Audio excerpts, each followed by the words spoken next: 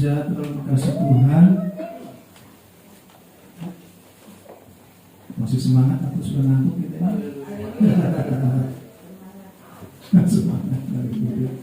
Aduh, belum nenek-nenek sudah.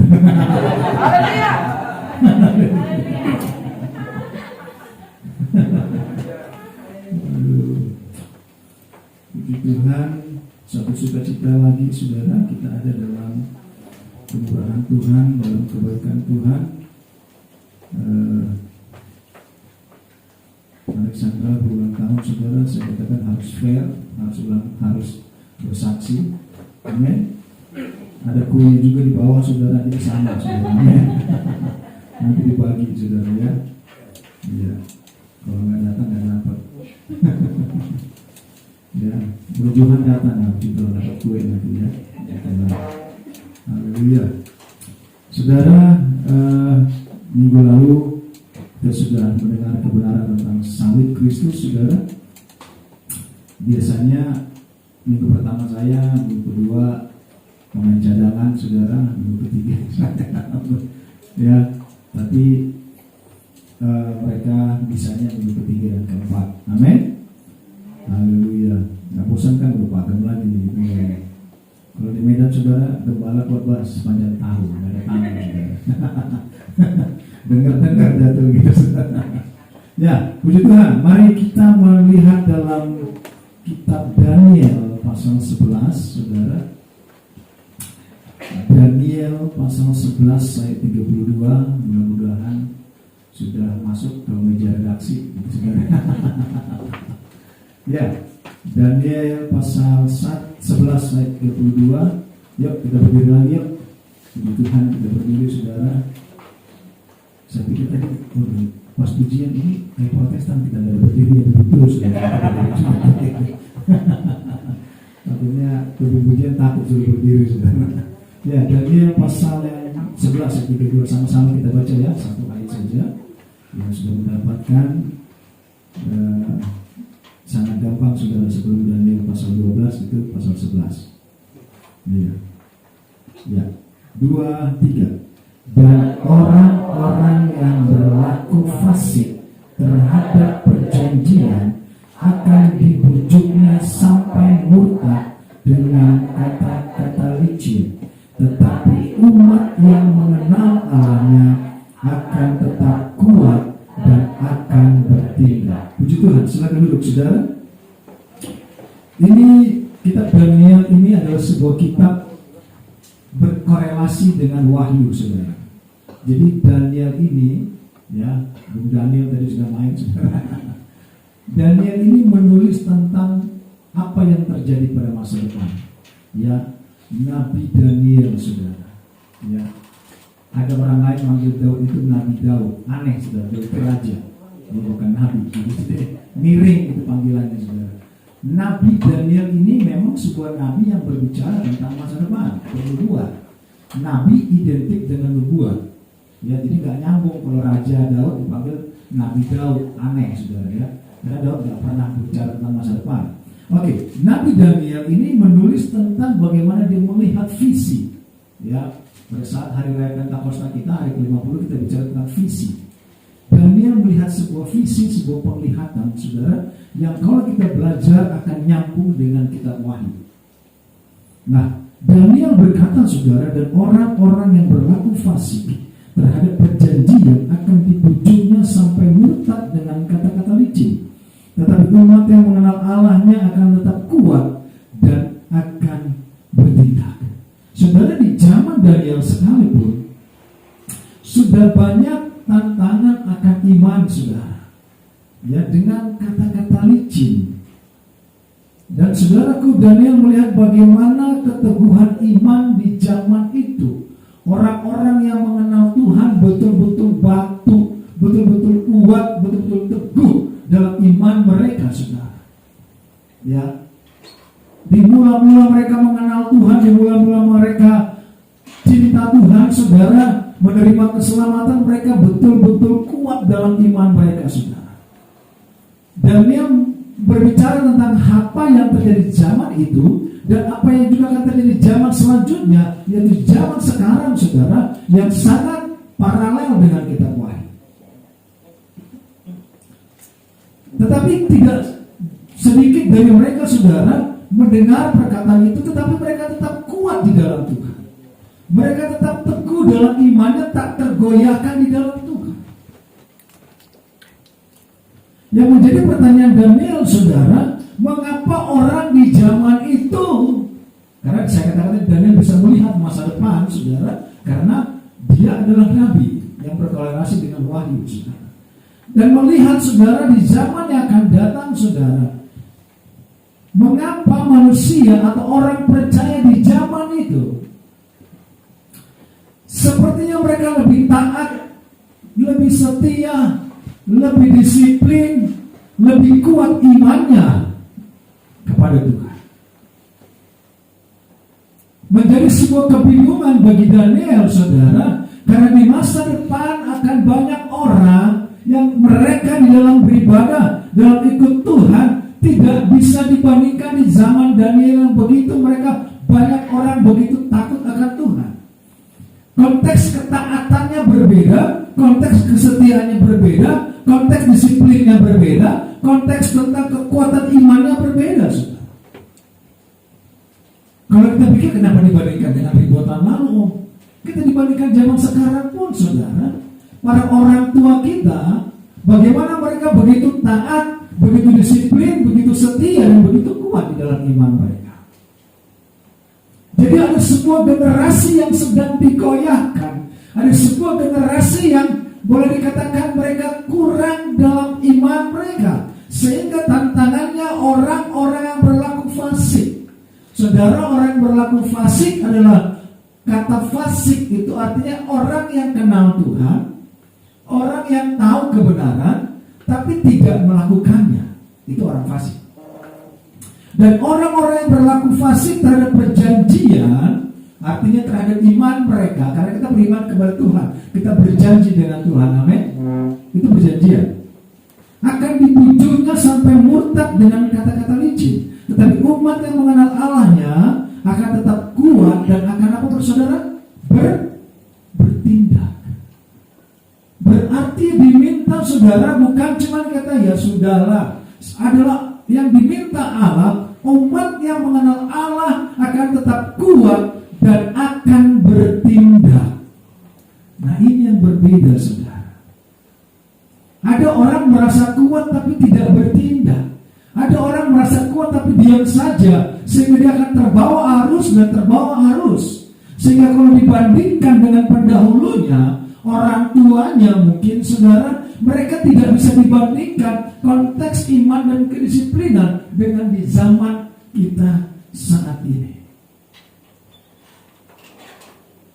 Ya, kita tahu zaman dulu para orang tua kita, mereka beribadah, saudara, mereka jalan kaki, naik gunung, turun gunung, belum makan, saudara. Mungkin di zaman sekarang, waduh, justru sekarang jalan sehat, saudara. Saya sekarang ambil waktu jalan, saudara. Sekalipun di rumah ada kendaraan atau apapun itu, saudara, saya lebih suka jalan. Tadi pagi saya jalan, ya. Karena memang sebenarnya kita harus berjalan, saudara.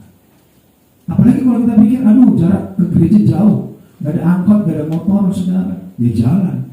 Saya jalan, saudara. Karena ternyata jalan itu sehat, amin. Orang beli treadmill, alat treadmill, saudara, puluhan juta untuk dia jalan. Ngapain kita beli treadmill puluhan juta? Jalan aja, ada komplek gitu, saudara. Tujuannya supaya jalan, saudara. Tapi ada orang sambil duduk di kursi, saudara. Treadmillnya goyang, dia jalan kakinya begini sambil dia makan. Nah, itu duduk. Itu ngabisin arus namanya, saudara. Menjadi keheranan bagi Daniel. Pertanyaan mereka, kenapa iman mereka tidak tergoyahkan? Saya mau katakan, saudara, bahwa karena mereka mengenal Tuhan dan tahu apa yang akan terjadi ke depan. Jadi ada upah dari kesetiaan, ada upah dari keteguhan iman, ada upah dari ketegaran iman, saudara. Daniel pasal 12 ayat 2, saudara. Mari kita perhatikan, kita lanjut. Karena masih ada 215 ayat lagi, sudah kita baca. Daniel pasal 12 ayat 2 dikatakan, Dan banyak dari antara orang-orang yang telah tidur di dalam debu tanah akan bangun. Sebagian untuk mendapat hidup yang kekal, sebagian untuk mengalami kehinaan dan kengerian yang kekal. Jadi di zaman Daniel dikatakan kenapa mereka teguh, kenapa mereka kuat, kenapa mereka tidak mau mendengar kata-kata licin orang untuk murtad, saudara? Karena mereka tahu ada upah besar menanti. Amin. Karena ada kehidupan lain menanti. Dan banyak dari antara orang-orang yang telah tidur dalam debu tanah, orang-orang yang sudah meninggal, orang yang sudah mati, orang yang sudah selesai tugasnya akan bangun pada masanya nanti. Bukan sekarang, saudara. Kalau sekarang bangun aneh. Pada masanya. Sebagian untuk apa, saudara? Mendapat hidup yang kekal. Sebagian untuk mengalami apa? Kehinaan dan kengerian yang kekal, saudara. Jadi saudaraku, tetap kita harus mengerti bahwa dikala engkau dan saya pada waktunya menghembuskan nafas yang terakhir, pada waktunya kita akan jatuh ke bawah tanah, saudara, ditempatkan di sana, ada sebagian yang akan mendapat hidup yang kekal, tapi ada sebagian yang akan mengalami kehinaan dan kengerian yang kekal. Kadang kita berpikir, oh ngeri kali kok banyak kok tentang neraka surga mulu sih. Saudara, memang seperti itu. Saudara mau senang dengan khotbah di media sosial tentang haleluya, engkau diberkati, apapun yang kau lakukan engkau diberkati, monggo saudara. Tapi di saat saudara sakit, butuh sesuatu, panggil aja di medsos, dia datang apa enggak? Kan gitu saudara. Mereka nggak diakui. Oh, saya udah setia dengan Om 2 tahun masa COVID loh. Saya nonton video Om terus. Tolong Om, ada keluarga saya meninggal kalau dikubur. Dia bilang, kita kubur lewat medsos katanya.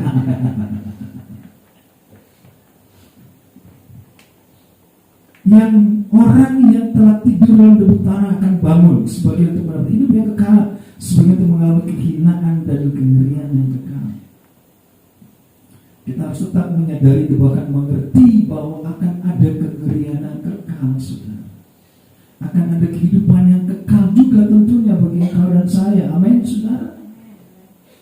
Tetapi semuanya itu ditentukan bagaimana keteguhan iman kita, saudara. Sekalipun apa yang terjadi dalam kehidupan kita, ada keteguhan iman dalam hidup kita. Karena kita tahu, saudara, ada upah besar menanti. Karena kita tahu ada kehidupan yang menanti kita, saudara. Tadi Alexa bilang untuk masuk tahap ini pun udah sulitnya minta ampun, saudara. Bagaimana dengan kita, saudara, untuk kita masuk ke tahap perkenanan Tuhan? Apa yang sudah kita kerjakan, apa yang sudah kita lakukan, saudara?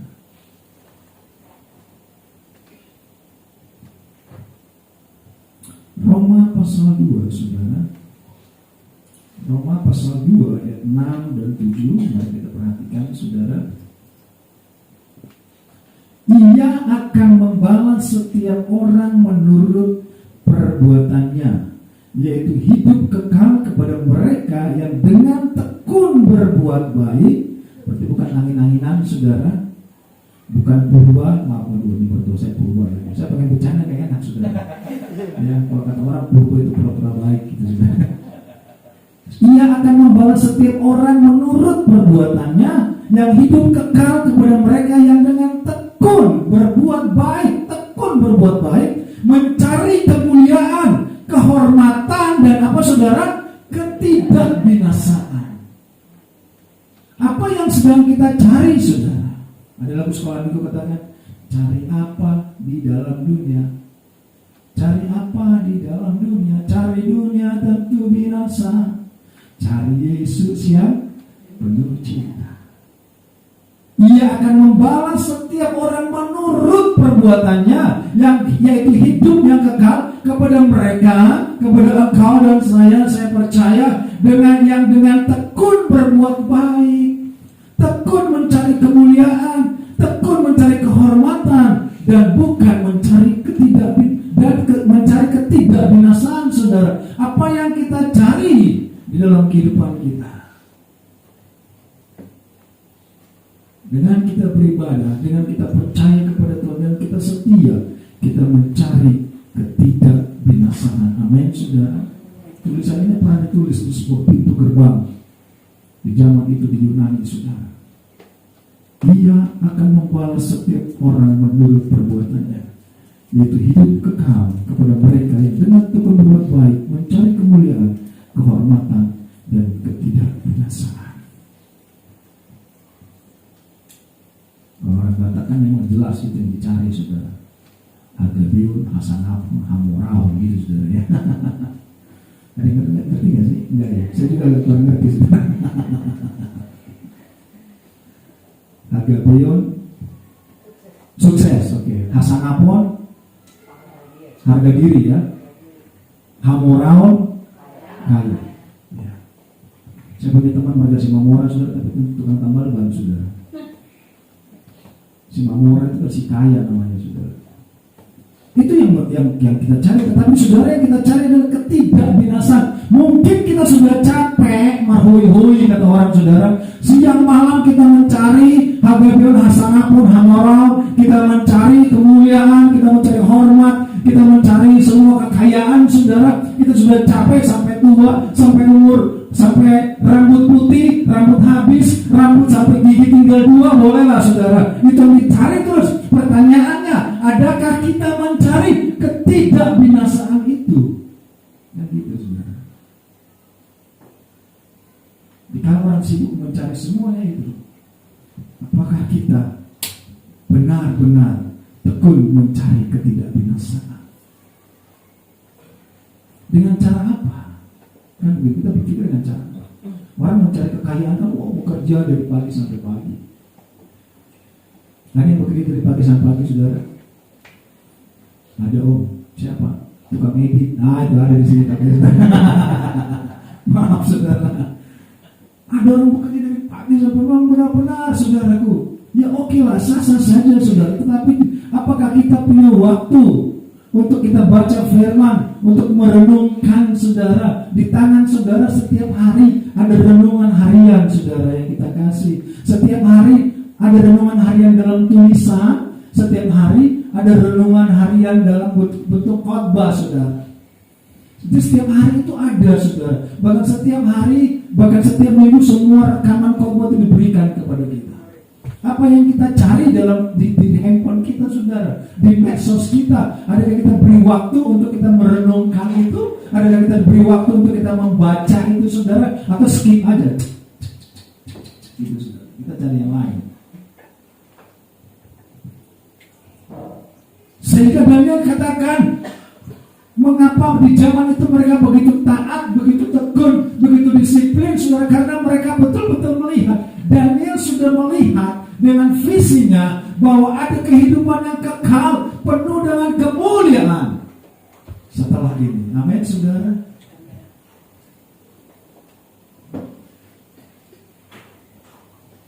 Maka Roma 12 ayat 1 dan 2 katakan, karena itu saudara-saudara, demi kemurahan Allah, demi kebaikan Allah, demi cinta Tuhan, demi kesabaran Allah, aku menasihatkan kamu supaya kamu mempersembahkan tubuhmu sebagai persembahan yang hidup, yang kudus, yang berkenan kepada Allah. Itu adalah ibadahmu yang sejati, saudara.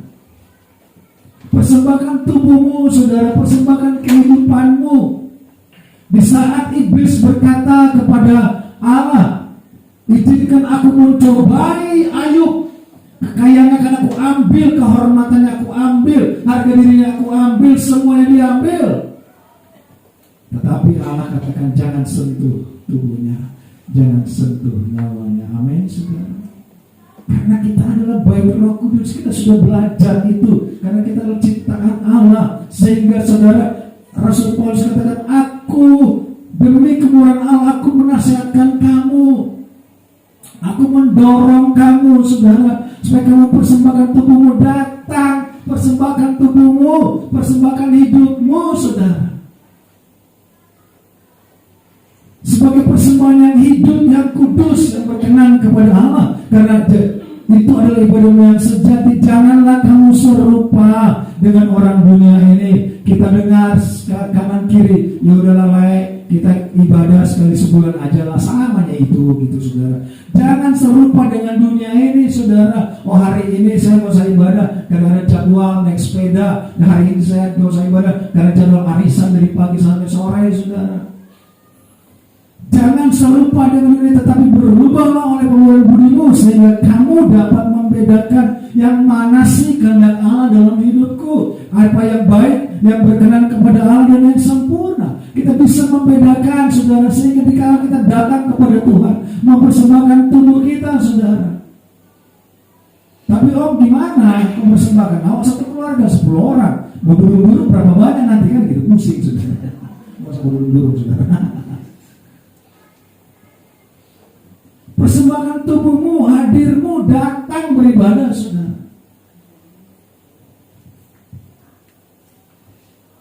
Mempersembahkan tubuhmu sebagai persembahan hidup yang kudus dan yang apa saudara, yang berkenan kepada Allah.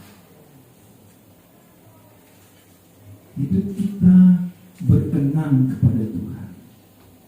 Jangan serupa dengan dunia ini saudara.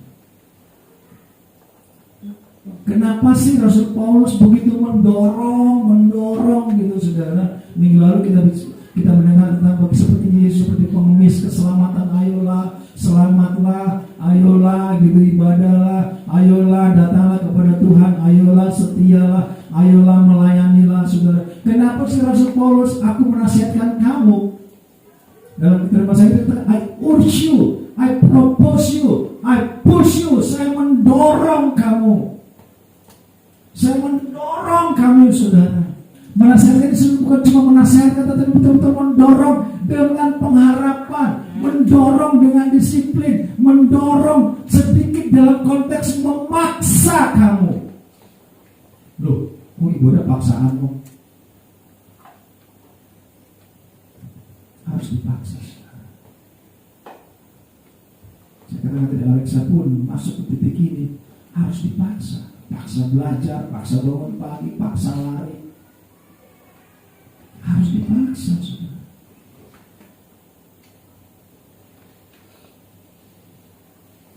Kenapa? Tadi Daniel berkata ada kehidupan yang kekal. Kenapa?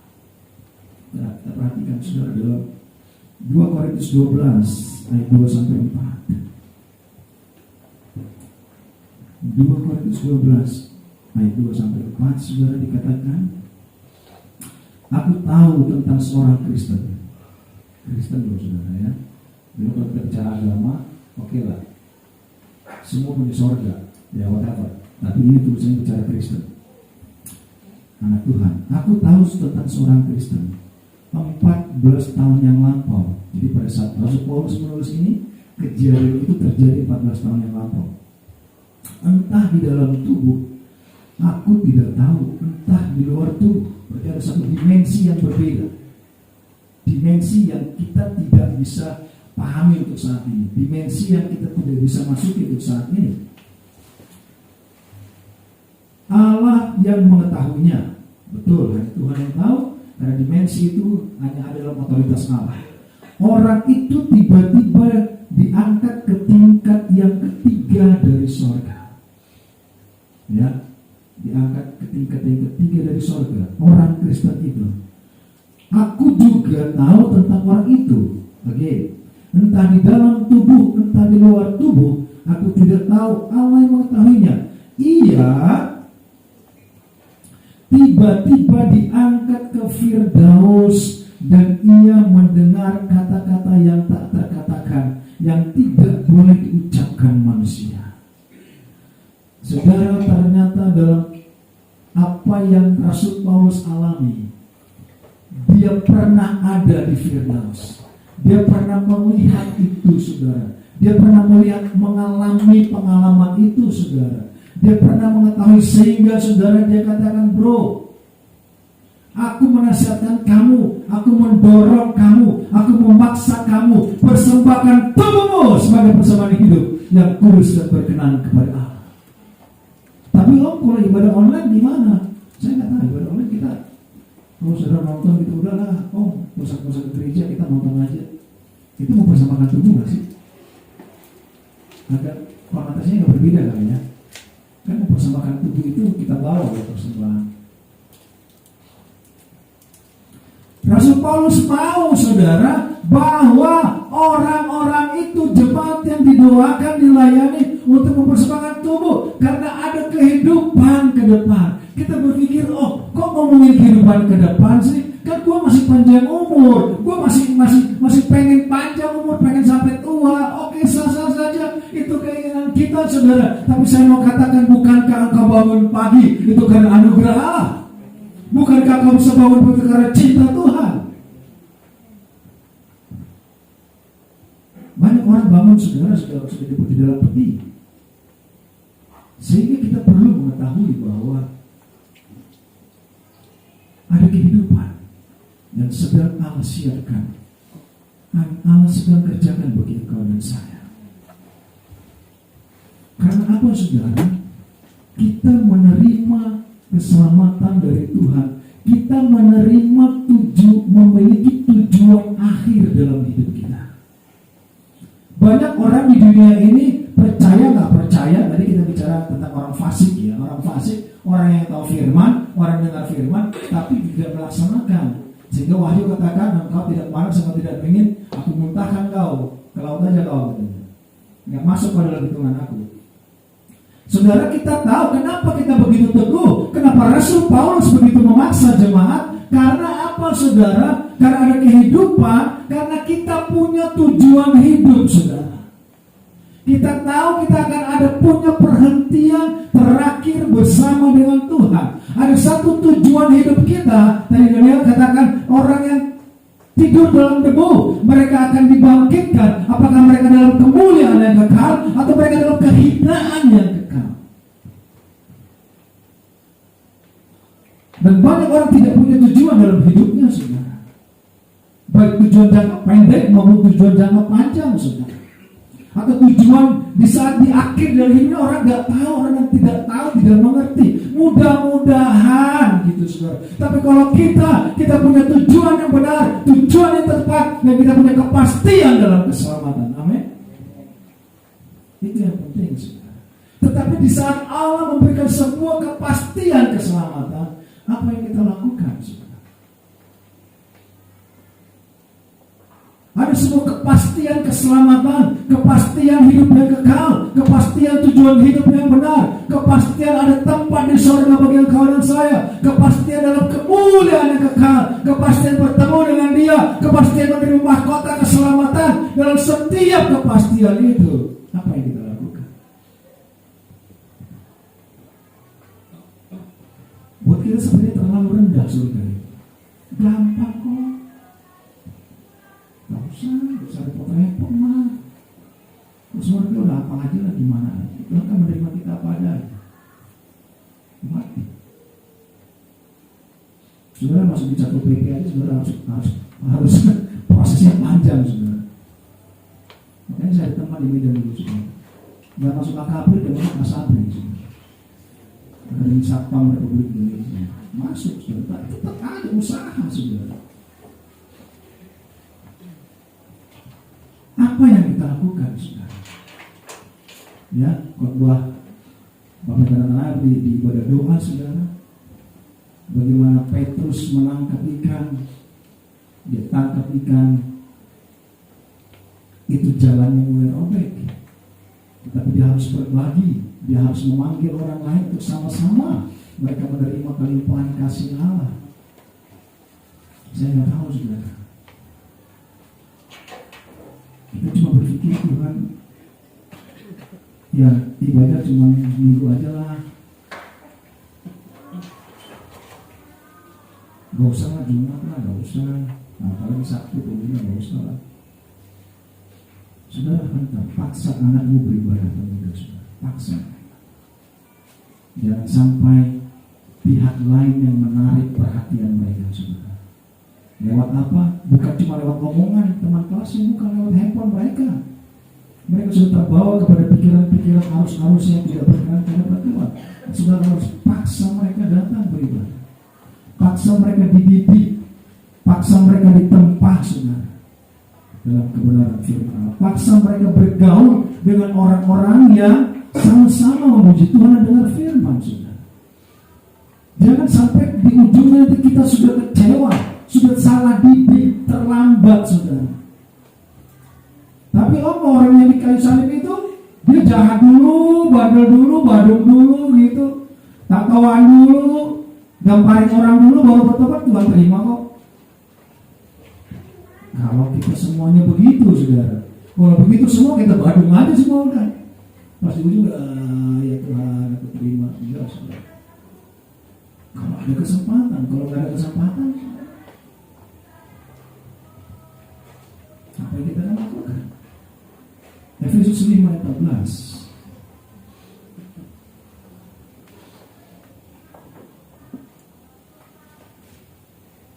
Itulah sebabnya dikatakan, bangunlah hai kamu yang tidur dan bangkitlah dari antara orang mati, dan Kristus akan bercahaya atas kamu. Amin, saudara.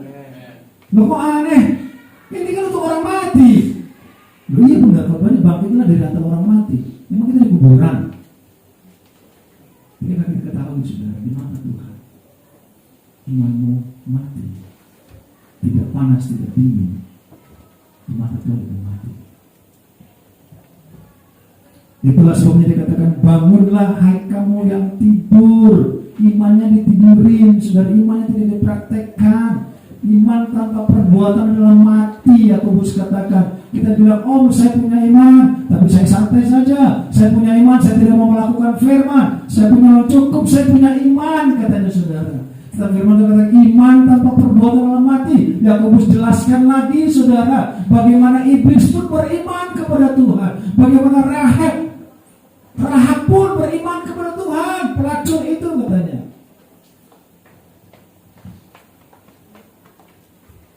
Jadi kalau kita cuma bicara iman, saya beriman kok. Tapi udah, itu iman saya. Gak perlu saya ke gereja, gak perlu saya melayani, gak perlu saya makan apa, pokoknya saya punya iman. Yakobus kata bahwa dia punya iman. Rahab. Iblis saja punya iman. Kalau mau bicara iman, tapi iman tanpa perbuatan mati. Bangunlah, hai kamu yang tidur, dan bangkitlah dari antara orang mati. Waduh, di mata Tuhan orang yang tidak mempraktekkan iman mereka, yang tidak mempraktekkan ibadah mereka, yang tidak mempraktekkan kebenaran firman, mereka orang mati, saudara. Di antara orang mati, di mata Tuhan itu orang mati, walaupun belum mengenal koid, saudara. Dan Kristus akan bercahaya atas kamu. Kita sudah belajar tentang eklesia, saudara. Bangun, bangkitkan iman kita, bangkitkan semangat kita, karena kita harus bangun. Karena apa? Saudara, begini, saudara percaya nama saudara terdaftar di surga? Ada yang percaya, saudara? Benar aku. Ada yang percaya namamu ada di buku kehidupan? Amin. Kalau kita percaya nama kita terdaftar di sana, apa yang kita lakukan sekarang, saudara? Ya, anak kami Alexa, saudara, namanya cuma terdaftar dalam pendaftaran aja, belum masuk ke lolos, masih terdaftar itu jam 5 pagi, setengah 5 mereka, saudara. Jam sekian, saudara, semua lengkap, saudara. Itu cuma terdaftar di satu angkatan loh, saudara. Tapi kita mengaku kita terdaftar namanya di sorga. Nama gue terdaftar di buku kehidupan. Tapi suruh berdoa, ntar aja om. Ya udahlah. Apa yang kita lakukan sesaat kita tahu, kecuali kita nggak tahu. Kecuali kita pikir, ya udah mudah-mudahan lah nama aku terdaftar. Ya udah mudah-mudahan, ya mau gue terserah. Lu mau ke laut kemana terserah. Tapi kalau kita yakin, kita percaya, kita mau, kita imani, nama kita terdaftar di sorga. Jangan jemu berbuat baik, tekun berbuat baik, tekun mencari kehormatan, tekun mencari kemuliaan, tekun mencari ketidakbinasaan. Karena apa? Karena saya tahu my name is there. Amen. Ada kapling kita di sana, saudara. Nama kita ada, nama kita terdaftar. Itu perbedaannya iman kita, saudara. Kalau saudara tidak merasa namanya terdaftar, ya udah sama aja kita dengan yang lain. Banyak jalan menuju Roma, monggo. Tetapi karena kita tahu nama kita terdaftar, sehingga semakin tekun, dan semakin tekun. Come to serve, kita datang untuk melayani Tuhan, amin. Bangun dari tidurmu, bangunlah dari antara orang mati, kata Tuhan. Kita harus melakukan itu.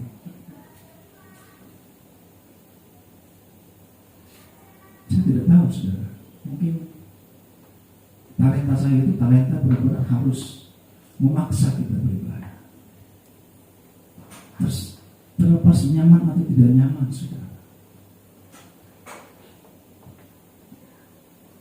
Mungkin kita memiliki banyak masalah, banyak persoalan. Kita memiliki banyak hal yang kita pikirkan, saudara. Tetapi kalau Tuhan mau, kita terus datang, kita terus melayani Tuhan, kita terus beribadah, kita terus mempersembahkan tubuh kita terus memaksa diri kita, kehidupan kita untuk berkenan di hadapan Tuhan. Itu yang terpenting. Saudara, kita lanjut 2 Korintus 5 ayat 9. 2 Korintus 5 ayat 9, saudara. Sebab itu kami juga berusaha, baik kami diam di dalam tubuh ini maupun kami diam di luarnya, supaya apa? Kami berkenan kepadanya. Jadi bukan hanya jemaat yang Rasul Paulus sampaikan, baik dalam tubuh maupun di luar tubuh, baik dalam tubuh maupun dalam roh, baik dalam tubuh maupun dalam jiwa, dalam pikiran, perkataan, perbuatan, saudara, kami berusaha baik dalam tubuh ini supaya kami tidak diam di luarnya, supaya kami berkenan kepadanya. Jadi saudara, Rasul Paulus berusaha berkenan kepada Tuhan. Karena apa, saudara? Karena dia tahu bahwa cintanya akan Tuhanlah yang menguasai kehidupannya. Saya tidak tahu seberapa kita cinta akan Tuhan. Apakah itu menguasai kehidupan kita, atau kita terlalu cinta akan diri kita sendiri, atau kita terlalu cinta akan sekitar kita, terlalu cinta akan kehidupan kita. Walaupun kita tahu hidup saya Tuhan yang punya, masa depan Tuhan yang punya, berkat Tuhan yang punya, tapi karena terlalu cinta akan semuanya itu, kita tidak berusaha berkenan kepada Tuhan. Tapi Rasul Paulus katakan di dalam tubuh ini, kami berusaha berkenan kepada Tuhan, karena dia dikuasai oleh cintanya kepada Tuhan. Amin, saudara. Coba saudara yang kasmaran, saudara yang pernah mengalami kasmaran, saudara, cintanya menguasai hidupnya. Pikiran itu dikuasai oleh cintanya kepada pacarnya, saudara. Pokoknya lu aja di pikiran gue gitu, saudara. Lu di otak gue gitu. Suruh jemput badai, saudara, dijemput. Suruh antar badai hujan, ya antar, saudara. Karena cintanya menguasai dia. Cinta itu menguasai dia. Dia berusaha untuk berkenan kepada dia yang dia cintai, betul ya? Kalau orang lagi punya pacar atau punya apa, saudara, pasti dia berusaha untuk berkenan. Lo kok pakai baju itu sih? Gitu. Gue gak suka lo pakai baju itu. Oh siap, ganti baju supaya berkenan, begitu saudara. Amin.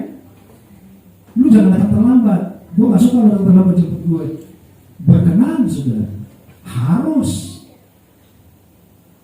Sehingga dikatakan bahwa sebab itu juga kami berusaha, baik kami diam di dalam tubuh ini maupun kami diam di luarnya, supaya kami berkenan kepadanya. Amin, saudara. Seorang hamba Tuhan katakan, kalau kita berusaha berkenan kepada orang lain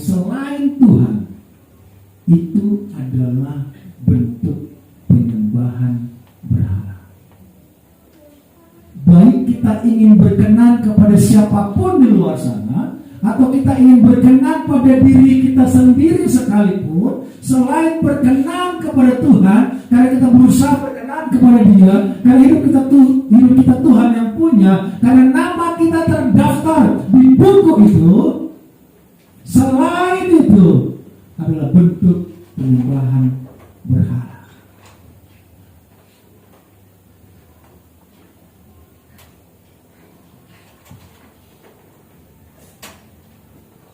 Sehingga saudara,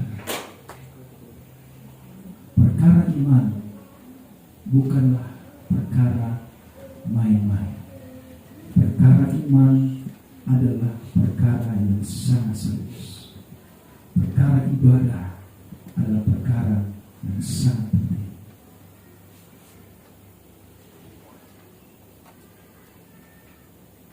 Sejauh mana kita sudah berkenan di hadapan Tuhan? Sejauh mana kita sudah berusaha berkenan di hadapan Tuhan? Karena ada kehidupan yang Allah sediakan bagi engkau dan saya. Karena ada cinta Tuhan yang begitu besar bagi engkau dan saya. Dan orang-orang yang berlaku fasik terhadap perjanjian akan dibujuknya sampai murtad dengan kata-kata lucu. Ini bicara dunia yang sedang membujuk kita. Tetapi umat yang mengenal Allahnya, engkau dan saya mengenal Allah, akan tetap kuat dan akan bertindak. Bukan akan tetap kuat dan akan tidur, tidak. Tetap kuat dan akan diam saja, tidak. Dia bertindak, saudara. Dia melakukan tindakan, action, praktis. Dia bertindak. Umat yang mengenal Allahnya akan tetap kuat dan akan bertindak. Ada kelemahan dalam hidup kita, tapi kita harus bertindak. Amin. Mungkin ada persoalan masalah dalam hidup kita, kita harus tetap bertindak. Mungkin ada sakit hati dalam kehidupan kita, saudara, berkeluarga, berjemaat, tapi kita harus bertindak. Aku harus bertindak, aku harus datang. Saya bertindak. Amin. Bukan kita berdiam saja, tapi kita mengaku kuat. Apapun persoalan itu, kita harus bertindak.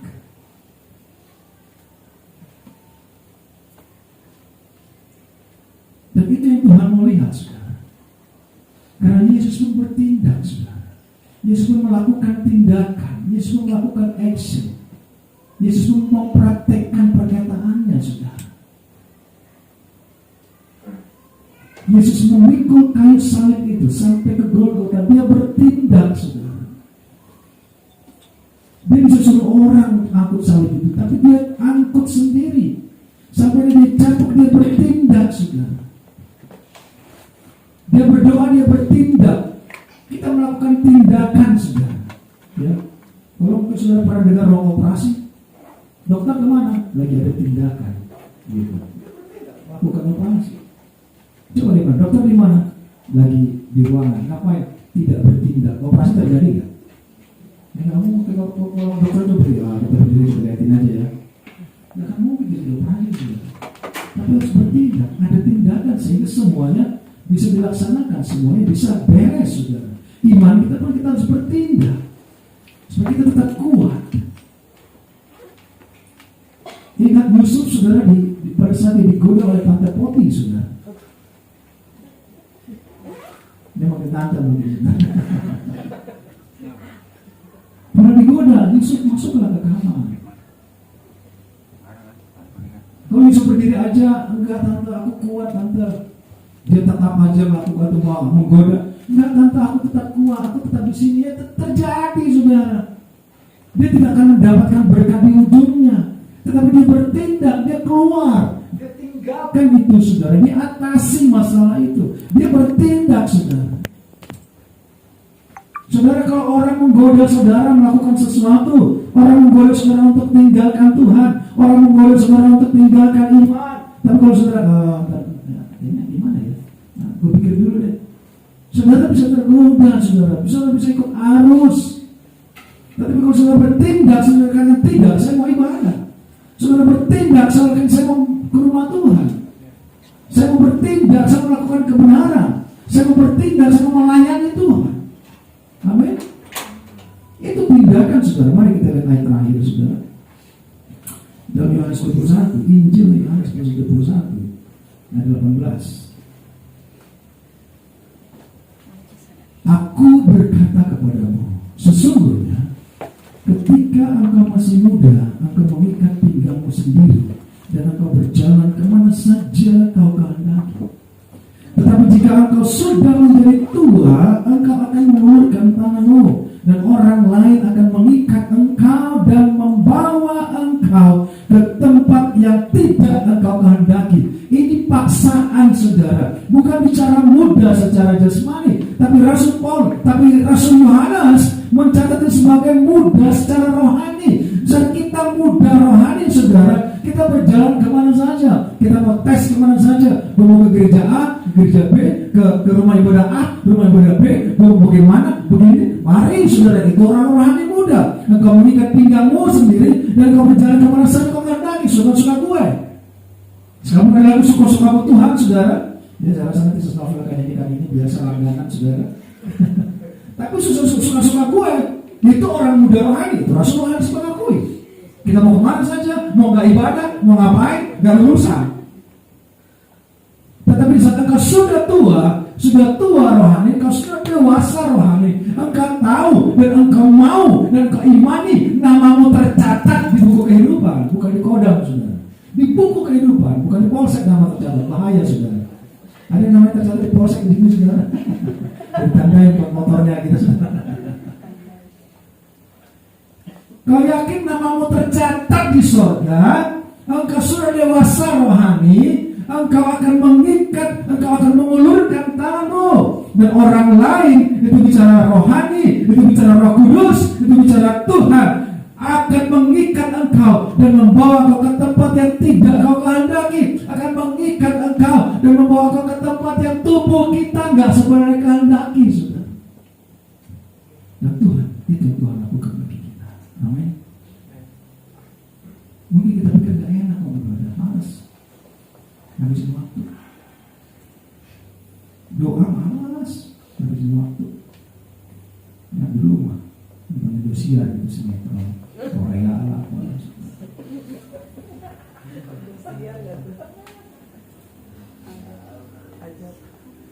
Saudara, mari kita harus memaksa. Kalau kita merasa kita sudah dewasa rohani, berikan hidup untuk dibawa kepada Tuhan. Amin.